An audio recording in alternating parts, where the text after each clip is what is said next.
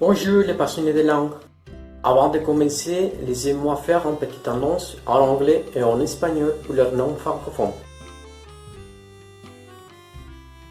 Hello language lovers. This video is in French. Please, if you don't know the language, activate the subtitles. Hola amantes de los idiomas. Este video es en francés. Por favor, si no saben la lengua, activen los subtítulos.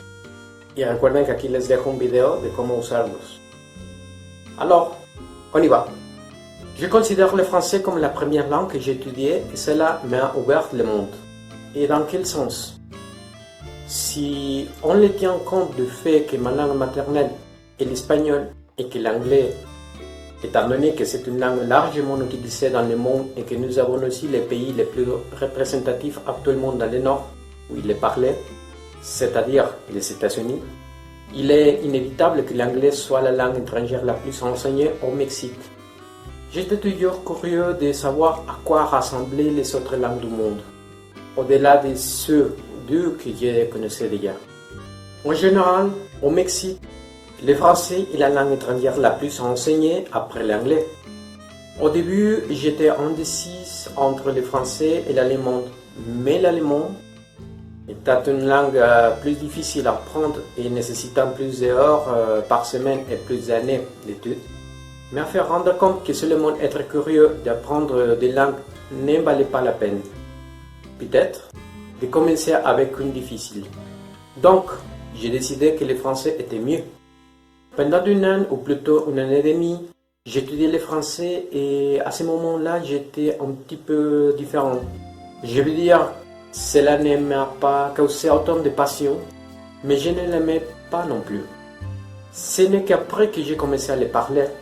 Oui, bien sûr, je ne pouvais pas le parler couramment ou à un niveau avancé, mais je pouvais le parler dans le sens de pouvoir formuler des phrases simples, être capable de répondre à des questions, être capable de raconter des histoires et d'établir des dialogues. Cela m'a certainement complètement changé. Jusqu'à là, je pensais qu'apprendre juste une deuxième langue était une tâche extrêmement compliquée. Je pensais que très peu de personnes pouvaient réussir à apprendre plus de deux langues et personnellement, je ne pensais pas pouvoir être l'une d'entre elles. C'est ainsi que j'ai réalisé que j'ai progressé dans mon apprentissage et cela m'a motivé à continuer.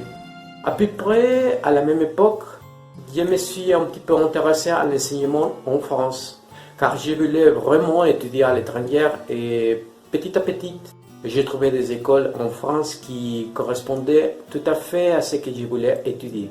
Alors, je me suis engagé à bien étudier le français. Maintenant, pas seulement pour pouvoir les maîtriser pour les maîtriser, mais parce que j'avais désormais aussi un but et c'était de pouvoir étudier en France. Après presque 4 ans d'études, j'ai réussi les examens de certification pour pouvoir partir étudier en France. Ce n'était pas la première fois que je partais à l'étranger, mais c'était la première fois que je ne le faisais pas en tant que touriste. J'ai vécu quelques mois et vraiment adoré l'expérience. J'ai pu étudier où je voulais et j'ai également pu améliorer mon niveau de la langue. À mon retour, j'ai essayé de ne pas mettre la langue de côté et j'ai continué à la pratiquer et à assurer des cours avancés. C'était une ironie quand j'ai voulu retourner en France avec l'intention d'enseigner l'espagnol grâce à une bourse octroyée par le gouvernement français et mexicain. Et quelle était ma surprise quand dans les évaluations, ils m'ont dit que mon niveau de français était si bas que je ne pouvais pas survivre en France, ce qui était absurde. Étant donné que j'avais déjà vécu et en plus j'avais déjà une certification C1 et le minimum requis était B1. Malgré tout, par moi-même et par d'autres moyens, j'ai pu revenir et encore une fois, ça a été une expérience très agréable. Avec beaucoup d'apprentissage et petit à petit, je vais le partager à travers de nombreuses vidéos car, croyez-moi, ces petites expériences enchaînent beaucoup de choses que nous ne prenons pas souvent en compte. Et oui, cela a beaucoup à voir avec l'évaluation, la certification et ce que signifie apprendre une langue. Revenons à l'histoire, avant de retourner en France pour la deuxième fois, un enseignant m'a demandé de traduire un article du français vers l'espagnol. puisque je connaissais déjà le français et j'avais vécu en France, elle a pensé que je pourrais l'essayer. Jusqu'à là, je n'avais pas pensé à me consacrer à la traduction, mais cette opportunité qui s'est présentée suffisait à m'encourager à reconsidérer que c'était, peut-être, un secteur de travail que je pouvais exploiter et que cela en valait la peine. Je savais aussi que connaître une langue ne suffit pas pour s'y consacrer professionnellement et que la traduction demande aussi beaucoup d'apprentissage au-delà de la maîtrise de la langue. En fait, cela inclut la maîtrise des 2 langues avec lesquelles on va travailler, mais aussi de nombreux autres problèmes linguistiques, structurels, méthodologiques, etc.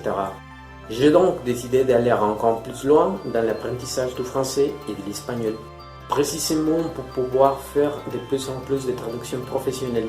Petit à petit, j'apprenais aussi correctement la traduction jusqu'à ce que j'ai décidé, après avoir suivi de nombreux ateliers et un diplôme en traduction, d'étudier un master, avec l'idée de devenir encore plus professionnel et de pouvoir explorer davantage les secteurs du travail de la traduction et d'autres langues en général. Donc, j'ai fini par retourner dans un monde francophone et, après une vingtaine d'années d'études et de me consacrer au français d'une manière ou d'une autre, je considère le français comme ma langue de travail et ma langue de la vie quotidienne, en plus de l'espagnol. L'anglais est aussi ma langue de travail, mais il n'est pas présent dans ma vie quotidienne. Pas dans le sens de sortir dans la rue et de faire tout ce qu'on doit faire en utilisant la langue.